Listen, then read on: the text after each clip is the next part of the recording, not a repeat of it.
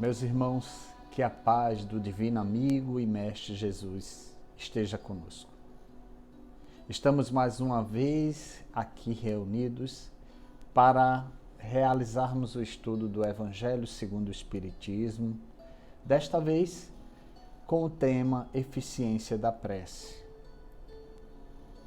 É sem dúvida um momento de muita importância para nós, tendo em vista que, depois de tanto tempo de distanciamento social em função dessa pandemia, precisamos nos recorrer à prece como forma de socorro e refrigério para os nossos espíritos e corações. E é justamente através da prece que a gente encontra o conforto e temos a certeza, então, da presença de Deus, de Jesus e dos bons espíritos, a nos assistir, auxiliar, a nos conduzir pelos caminhos corretos. Então, meus irmãos, vamos fazer sim a nossa prece de abertura do nosso estudo. Senhor Jesus, Divino Amigo, que a Tua graça maior esteja conosco e pedimos permissão que entre em nosso lar, trazendo a vossa paz, o vosso amor, a vossa graça, dando-nos assistência para as nossas aflições, mas acima de tudo nos dando resignação para compreender o momento em que vivemos. Que a Tua graça maior esteja conosco e então te pedimos permissão para iniciarmos o estudo do Evangelho. Assim seja.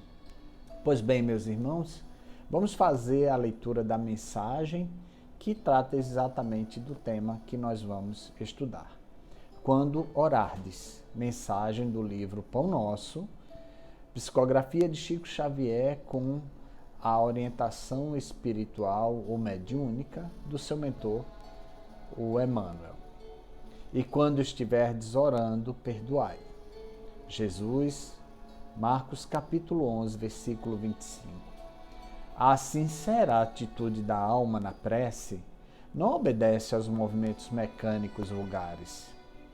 Nas operações da luta comum, a criatura atende invariavelmente aos automatismos da experiência material que se modifica de maneira imperceptível nos círculos do tempo.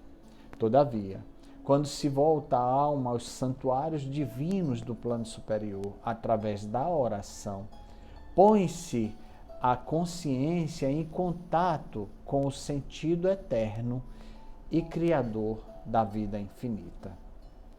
Examine cada aprendiz as sensações que experimenta em se colocando na posição de rogativa ao alto, compreendendo que se lhe faz indispensável a manutenção da paz interna perante as criaturas e quadros circunstanciais do caminho. A mente que ora permanece em movimentação na esfera invisível.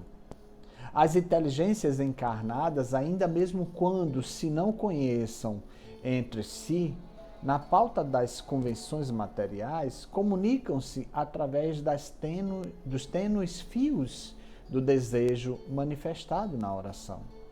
Em tais instantes, que devemos consagrar exclusivamente a zona mais alta de nossa individualidade, expedimos mensagens, apelos, intenções, projetos e ansiedades que procuram objetivo adequado. É digno de lástima todo aquele que se utiliza da oportunidade para dilatar a corrente do mal, consciente ou inconscientemente. É por este motivo que Jesus, compreendendo a carência de homens e mulheres isentos de culpa, lançou este expressivo programa de amor a benefício de cada discípulo do Evangelho. E quando estiverdes orando, perdoai.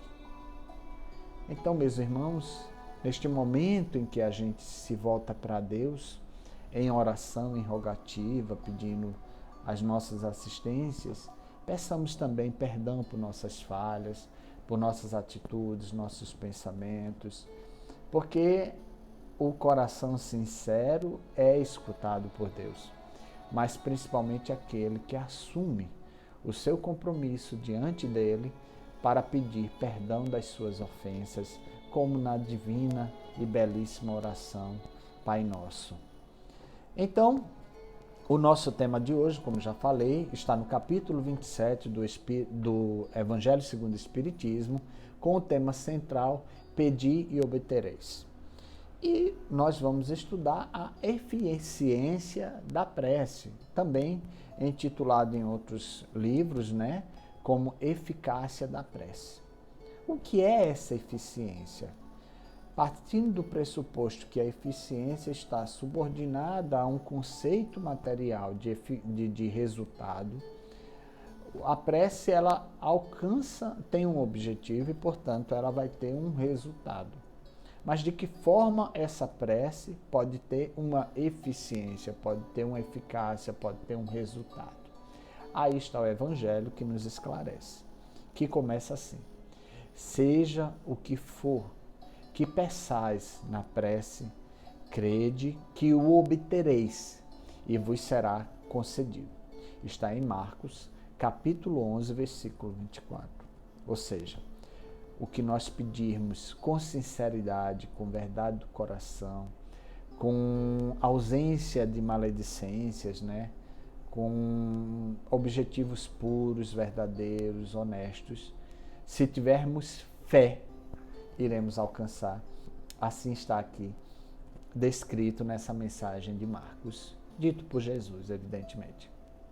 E assim vem a descrição do Kardec, né, junto com a orientação dos espíritos, do que esse tema representa. Há pessoas que contestam a eficiência da prece, baseando-se no fato de que, se Deus conhece nossas necessidades, não é necessário que as revelemos. Acrescento ainda que, como tudo se encadeia no universo, pelas leis eternas, nossas preces não podem mudar as leis de Deus. Sem dúvida alguma, há leis naturais e imutáveis que Deus não anulará conforme os caprichos de cada um. Mas daí a se acreditar que todas as circunstâncias da vida estejam submetidas ao que se usa chamar de fatalidade, há uma grande diferença. Se fosse assim, o homem seria apenas um instrumento passivo, sem livre-arbítrio e sem iniciativa. E, neste caso, só lhe restaria curvar a cabeça aos golpes dos acontecimentos, sem procurar evitá-los. Não tentaria procurar desviar-se dos perigos. Eu já abro um parêntese aqui, realmente essa explicação é primorosa. Então a gente tem que observar o seguinte: a prece é um recurso essencial para que nós nos sintonizemos com Deus, para que estejamos com o Pai, para Ele trazer para nós o auxílio necessário para as situações do dia a dia, do cotidiano, da vida. E isso não serve exclusivamente para nós. Nós podemos orar por nós e pelo nosso próximo, por um filho, um irmão, por um amigo, por alguém que necessita de um recurso espiritual, porque a prece é esse contato espiritual com Deus. Então, no momento que a gente pede com fé e na convicção de que Deus pode nos atender, porque também tem o campo do merecimento, não só nosso, mas daquele que procura, que necessita, que precisa do amparo de Deus, isso vai acontecer. Porque a fé, como já conhecemos popularmente, pelo dito popular, né, move montanhas. Então, se, como Jesus bem falou, tivermos a fé de um grão de mostarda, nós teremos a capacidade de mover uma montanha. A montanha de quê? Da ausência da fé. A montanha da ausência de certeza de que Deus nos ampara, nos assiste, acolhe as nossas rogativas. Então, neste momento, esse negócio de dizer que não, isso é a providência divina, nem tudo é providência divina. Acontece como uma circunstância da vida, mas tem um motivo sim. um aprendizado para nós, tem uma lição que está ali acontecendo para que a gente possa talvez modificar a nossa relação com aquele problema, com aquela situação. No entanto, deixar de orar porque isso é uma circunstância da vida, aí já é uma grande ignorância, me permitam usar essa expressão.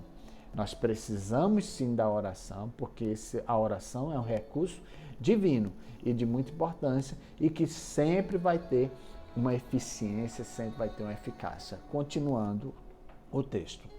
No entanto, Deus deu ao homem a razão e a inteligência para utilizar-se delas. Deu-lhe a vontade para querer, a atividade para ser ativo.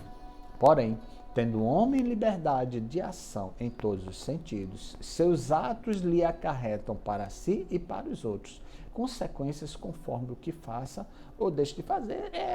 É natural, é a ação e reação, entendeu?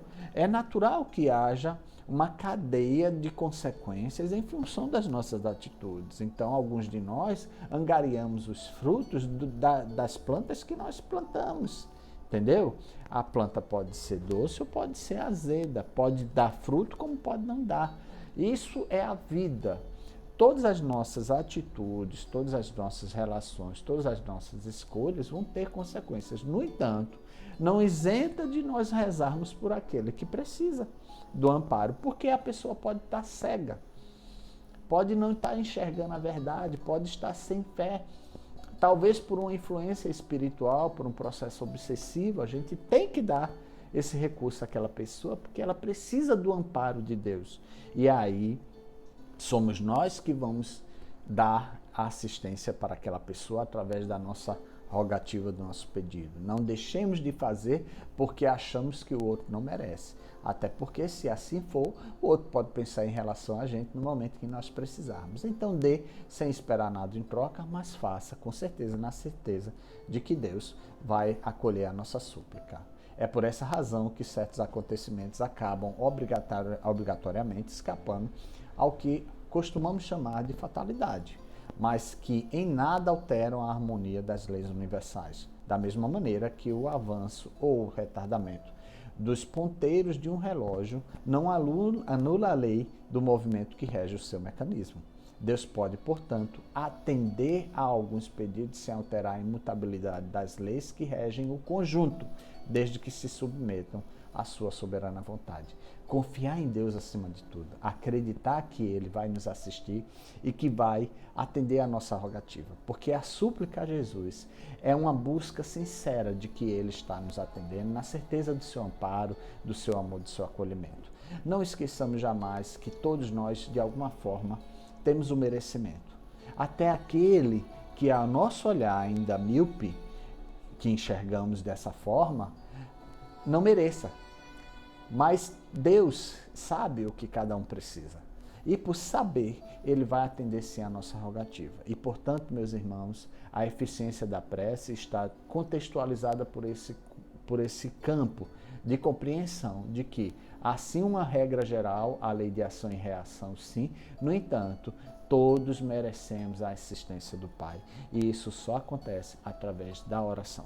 A oração nos conecta com Deus, com Jesus e com os bons espíritos, os anjos da guarda e os nossos mentores espirituais. Eles esperam esse momento de conexão com o Pai para que estejam próximos da gente. Então rezemos sempre, porque a oração é o refrigério da alma e, sem dúvida, Deus estará conosco.